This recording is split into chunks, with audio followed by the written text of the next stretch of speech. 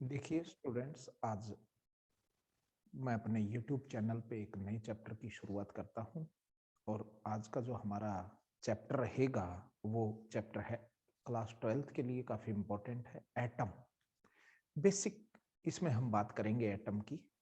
Atom क्या था कि सबसे पहले क्या हुआ कि जे थॉम्सन जो था उसने कैथोड रे की डिस्कवरी की और उसने पाया कि कोई भी मटेरियल है उसका स्मॉलेस्ट पार्टिकल है एटम, उसके अंदर इलेक्ट्रॉन की प्रेजेंस होती है। क्वेश्चन अराइज हुआ कि एटम तो इलेक्ट्रिकली न्यूट्रल है। अगर एंसेंट इंडिया एंसेंट टाइम में बात जाएं हम, तो वहां भी बता दिया था कि ये जो विश्व है, ये ब्रह्मांड है, किसी छोटे से पार्टिकल से बना हुआ है। Universe made up by the smallest unit that is known as the atom. Atom consist is electrically neutral. Atom कैसा है? Electrically neutral. अगर उसके अंदर से कैथोड रेज निकली जो नेगेटिव चार्ज पार्टिकल थी, तो कहीं ना कहीं इसमें पॉजिटिव चार्ज भी होगा। ये जोजे थॉम्सन ने इसको एक्सप्लेन किया। तो और डाल्टन ने भी यही बात को एक्सप्लेन किया कि जो हमारा एटम है वो सबसे छोटा पार्टिकल है किसी भी मटेरियल का। तो सबसे पहला जो मॉडल प्रस्तुत किया, जो मॉडल को एस्टेबलाइज किया, सबसे फर्स्ट मॉडल था थॉम्सन मॉडल। इसको जे थॉम्सन ने एक्सप्लेन किया। जे थॉम्सन ने जो मॉडल दिया, ये 1904 के अंदर पहला मॉडल सामने लेके आए 1904 में 1904 में, जिसका नाम था थॉम्सन मॉडल। Thomson model. इसने थॉम्सन ने क्या कहा कि कोई भी आपका मटेरियल है, each and every material made up by the smallest particle, यानी स्मॉलेस्ट पार्टिकल की कल्पना की। स्मॉलेस्ट पार्टिकल, और जो स्मॉलेस्ट पार्टिकल है उसका नाम दिया इसने एटम। क्या नाम दिया उस पार्टिकल का? एटम नाम दिया। और इसने पाया कि जो ये एटम है ये इलेक्ट्रिकली न्यूट्रल है। इलेक्ट्रिकली न्यूट्रल, और इलेक्ट्रिकली न्यूट्रल है तो इसका मतलब इसमें पॉजिटिव और नेगेटिव चार्ज पार्टिकल हैं। तो इसने कहा कि जो ये एटम होता है ये स्फेरिकल शेप का है। किस कैसे है? स्फेरिकल शेप है इसकी। ये स्फेरिकल शेप है। इसमें पॉजिटिव चार्ज है वो ऑल वॉल्यूम में, ऑल वॉल्यूम में डिस्ट्रीब्यूट है, डिस्ट्रीब्यूट यूनिफॉर्मली। ये सबक ध्यान देना है कि positive charge of the atom uniformly distribute all the volume of the atom, और नेगेटिव चार्ज जो है इसके इक्वल का ध्यान रखना। पॉजिटिव और नेगेटिव चार्ज क्या है? इक्वल है, तभी तो न्यूट्रलिटी मेंटेन रहेगी। ये नेगेटिव चार्ज है इसमें एम्बेडेड है, embedded inside the positive charge. ये थॉम्सन मॉडल ने बात की। फिर इसने क्या किया? थॉम्सन मॉडल ने अपने इस मॉडल से एक्सप्लेन भी कर दिया, और एक्सप्लेन ये कर दिया कि अगर किसी भी मेटल को, कैसे एक्सप्लेन किया? इसकी फर्स्ट ऑब्जर्वेशन जो एक्सप्लेनेशन थी कि मेटल सरफेस, जो मेटल सरफेस इज हीटेड। अगर आपने मेटल सरफेस को हीटेड कर दिया तो क्या होगा कि ये जो इलेक्ट्रॉन है, यानी ये मेटल सरफेस है, क्या करेगी? उस हीट को एब्जॉर्ब करेगी, और जो इलेक्ट्रॉन है इसके नेगेटिवली चार्ज पार्टिकल है वो इमिट हो जाएंगे। तो इसने क्या कहा? When a metal is heated, when metal is heated then electron get energy, get energy and comes out, comes out, यानी थर्मो एमिशन इफेक्ट। इस इफेक्ट का नाम है थर्मो एमिशन। थर्मो एमिशन कह लो या थर्मो आयनाइजेशन। इस इफेक्ट को इसने सक्सेसफुली एक्सप्लेन किया। ध्यान रखना है, थॉम्सन की अचीवमेंट आई तो थॉम्सन की पहली अचीवमेंट थी कि थर्मोआयनिक एमिशन को इसने एक्सप्लेन किया। थर्मोआयनिक एमिशन का मतलब है कि किसी भी मेटल सरफेस पे अगर हम उस मेटल सरफेस पे को गर्म कर दें, हीटेड कर दें, तो उसके इलेक्ट्रॉन एनर्जी लेंगे, और वो एनर्जी लेके क्या हो जाएंगे? वो इमिट हो जाएंगे। इसको बोलते हैं थर्मो एमिशन इफेक्ट। दूसरी बात इसने जो एक्सप्लेन की, इसने ये कहा कि जो इलेक्ट्रॉन होते हैं, ये क्या करेंगे, हीट लेंगे, हीट एनर्जी को एक्सेप्ट करेंगे और ये क्या करेंगे, फिर वाइब्रेट करेंगे।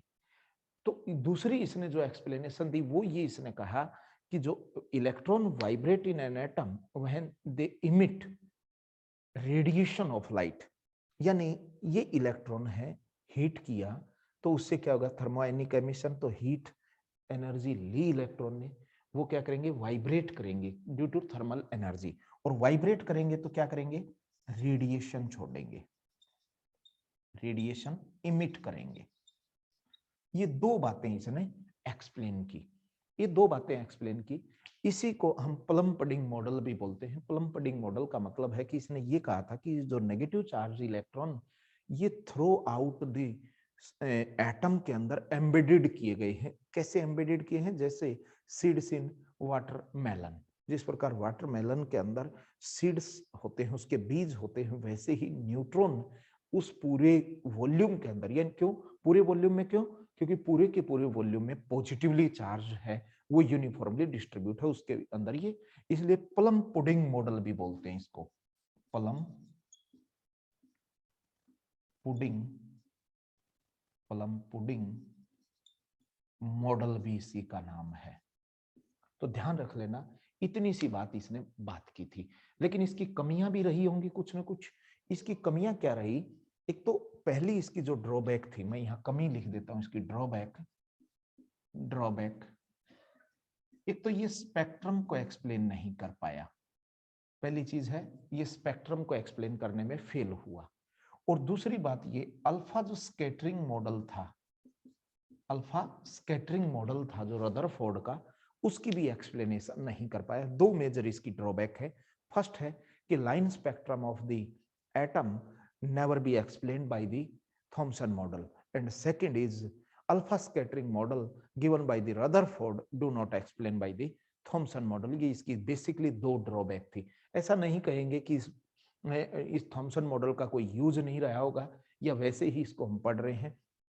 इसका बेनिफिट भी हुआ, इसने एक जर्नल आइडिया दे दिया एटम के बारे में। और जर्नल आइडिया क्या दिया कि एटम है वो स्फेरिकल शेप का है। दूसरी बात, इसने एटम इलेक्ट्रिकली न्यूट्रल बात की। और तीसरी ये भी इसने एक्सेप्ट कर ली कि इलेक्ट्रॉन है वो इसमें प्रेजेंट होते हैं और वो बाहर भी निकल सकते हैं थर्मो एमिशन इफेक्ट के द्वारा। और चौथी इसने बात की कि मेटल इसलिए लाइट इमिट करती हैं क्योंकि उसके इलेक्ट्रॉन थर्मल एनर्जी लेके वाइब्रेट करते हैं। आप इसका एक स्क्रीनशॉट ले लें, फिर इसके मैं नोट्स लिखवा देता हूं आपको, उसका भी स्क्रीनशॉट ले लेना। ये आपका जो थॉमसन मॉडल है ये है।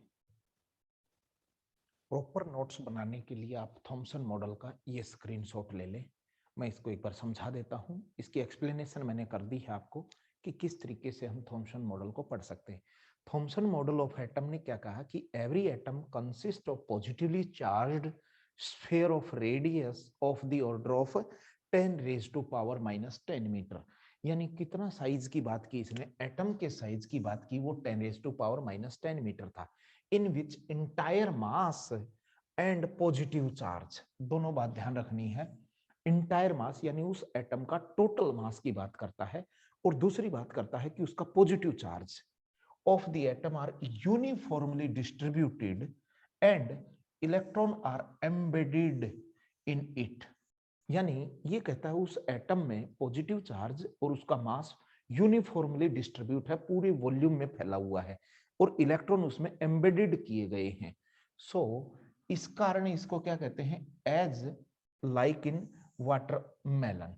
यानी ये इस तरह की स्ट्रक्चर की बात करता है जैसे पॉजिटिव चार्ज पूरे में फैला हुआ है, इलेक्ट्रॉन उसमें ऐसे एम्बेडेड किए हैं जैसे वाटरमेलन में सीड्स होते हैं। इसलिए इसका नाम जो है प्लम पुडिंग मॉडल भी कहते हैं।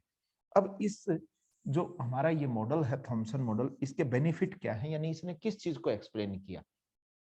पहली बात इसने एक्सप्लेन की, थर्मोआयनिक एमिशन को एक्सप्लेन करने में ये सक्सेसफुल रहा। यानी with the help of this model we can explain the thermionic emission. When metal is heated, then electron get thermal energy and comes out. It is called the thermoionic emission. यानी ये electron बाहर क्यों आए हैं, इस चीज को Thompson model से एक्सप्लेन किया गया। सेकंड इसने जो एक्सप्लेनेशन की कि अगर इलेक्ट्रॉन वाइब्रेट करते हैं, if electron vibrate then they lose the energy in the form of radiation and radiation in the form of light. और लास्ट इसने फोटो इलेक्ट्रिक इफेक्ट को भी ये एक्सप्लेन कर पाया सक्सेसफुली। यानी जो फोटो इलेक्ट्रिक इफेक्ट है वो थॉमसन मॉडल बेस पे भी एक्सप्लेन किया जा सकता है। इतना होने के बाद इसकी कुछ कमियां रही।